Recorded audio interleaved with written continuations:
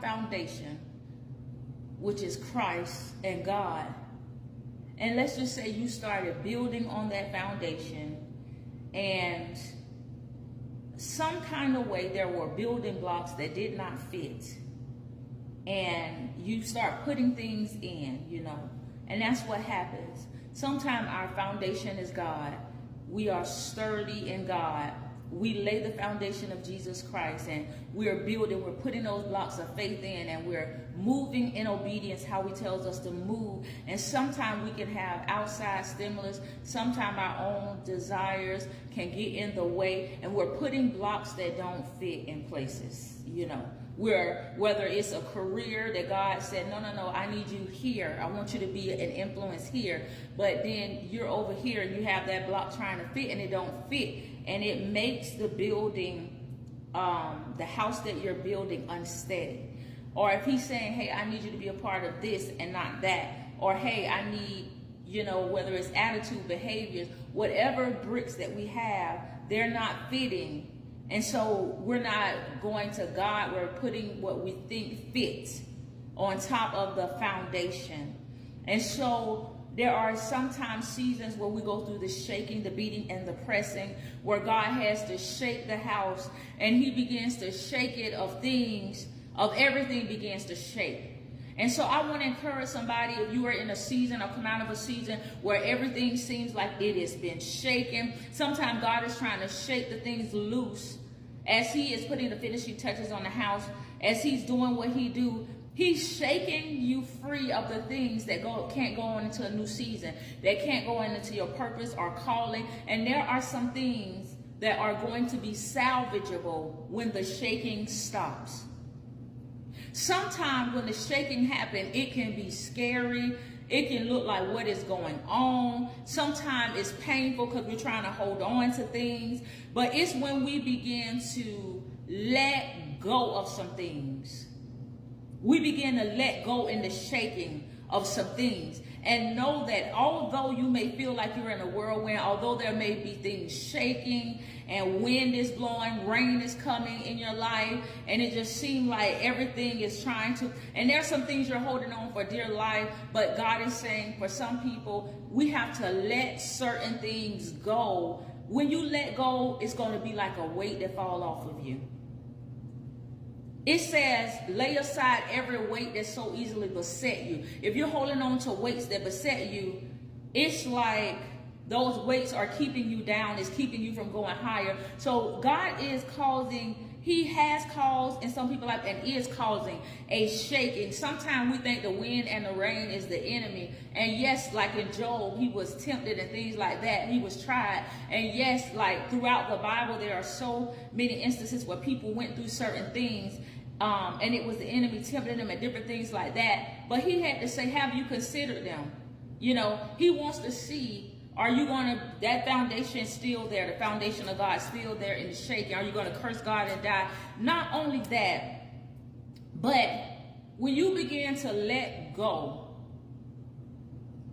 it's like the song, All I Belong to You say. He said, I will climb this mountain with my hands wide open. There is nothing I hold on to because I'm holding on to you. So how can you be holding on to God if we are holding on to everything else? Some season God just want to say, hold on to me. Let everything go and hold on to me while I get you together, while I shake some things up in you, while I deal with some childhood issues, while I deal with trauma, while I deal with anxiety, while I deal with fear, while I deal with low self-esteem, while I deal with you may be having panic attacks, while I may deal with the inner things. Sometimes we're more interested in what we're losing on the outer, but God said, I'm trying to do a work on the inner. So he's like, I need you to hold on to me and let me deliver you bit by bit. Let me deliver you from the inside out.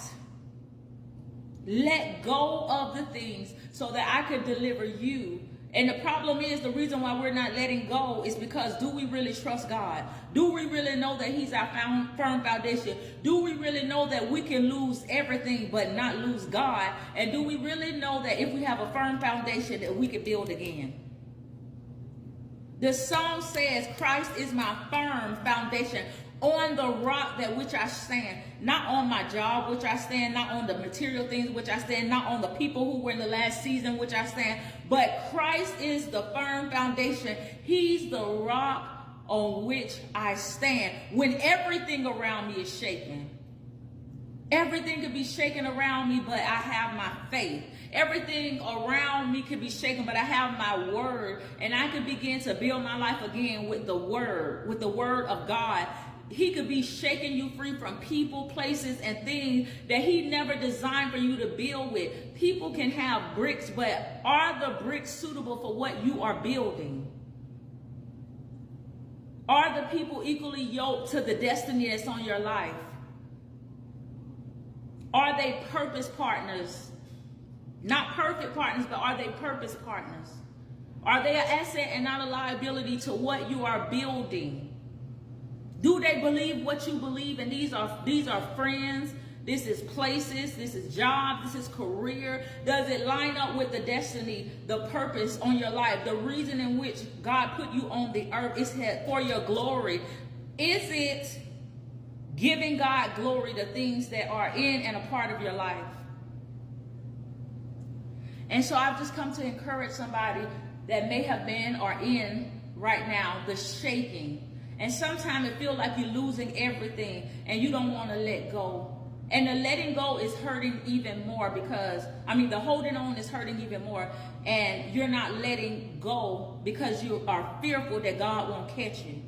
And I remember a season I was in where it was like God was trying to get me to let go, let go, let go. And I heard the Lord clearly say, let the chips fall where they may. It's that we can talk about God all day long. We can say we love God all day long. We can say we read in the word. We can minister to people and this and that. But it's and then we can give up the small things. But when God is asking for something big that we consider to be big, when God may say come off of the job, when God may say come out of that place, I'm putting you in another ministry, I'm getting ready to put you around other people, and then we begin to think like, God, it's too hard, or how am I going to make it? Like Gideon, he began to tell him there was too many in his camp for him to conquer things. And for some of you, God may be saying, let people go, and you like, God, what they going to think of me? Oh, God, they've been here forever. God, loyalty. But God is beginning to tell you that there's a place I'm trying to take you, some things I'm trying to get to you, and I can't give you those things. You got too many people in your camp.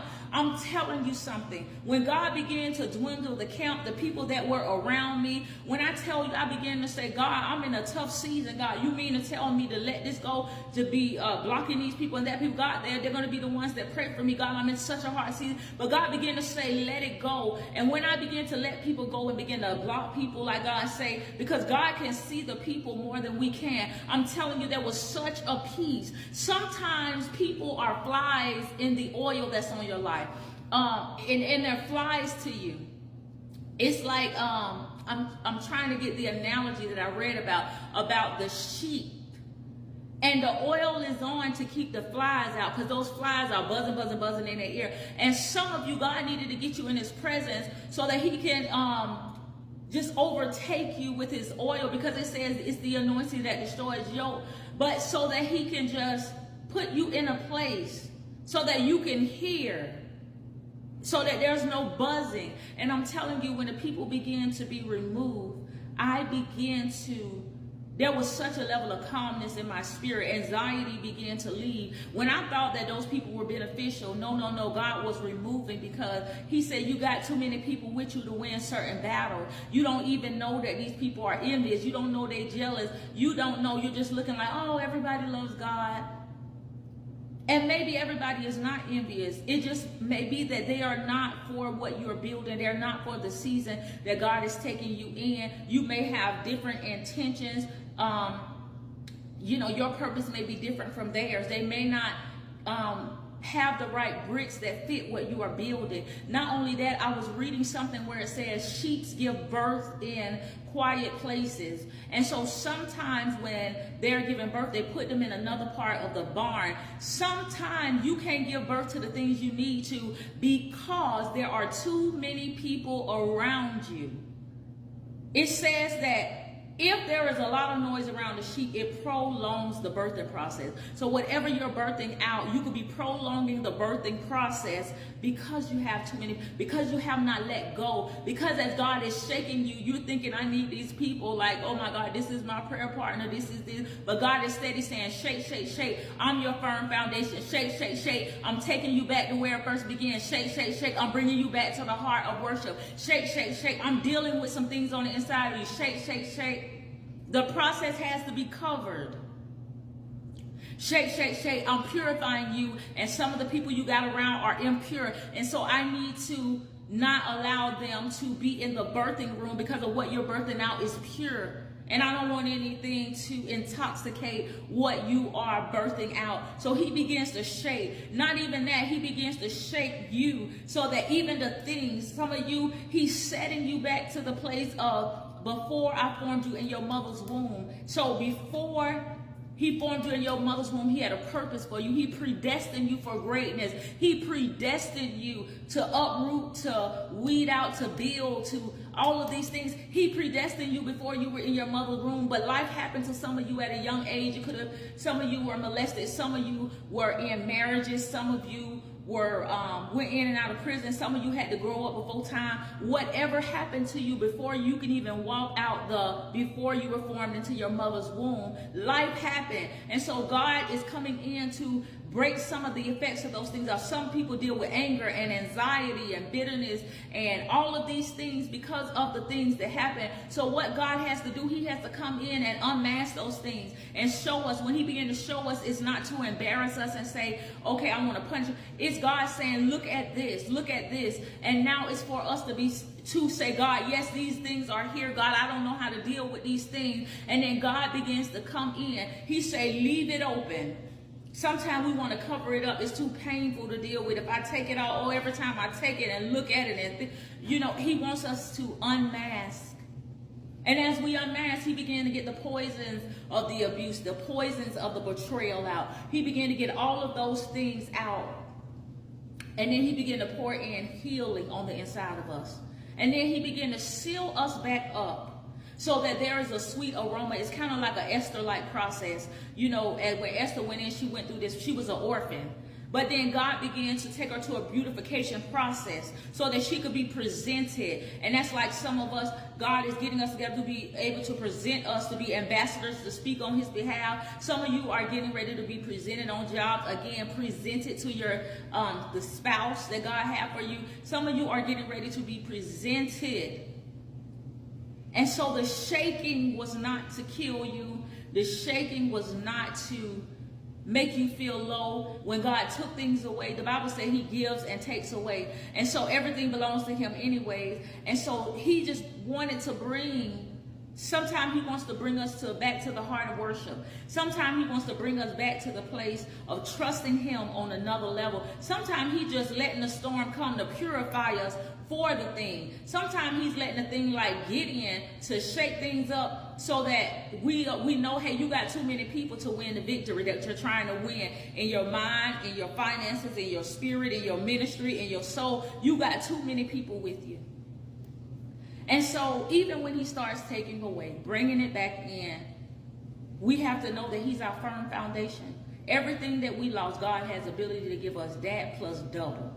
If you felt shame because of the thing God has taken away from you, he said, for your shame and confusion, some of you didn't even know what God was doing in the shaking, but for your shame and confusion, there's getting ready to be a double portion released to you.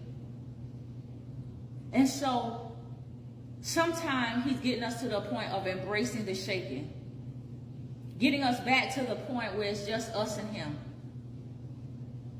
because he's trying to bring the abundance to you. Christ is our firm foundation.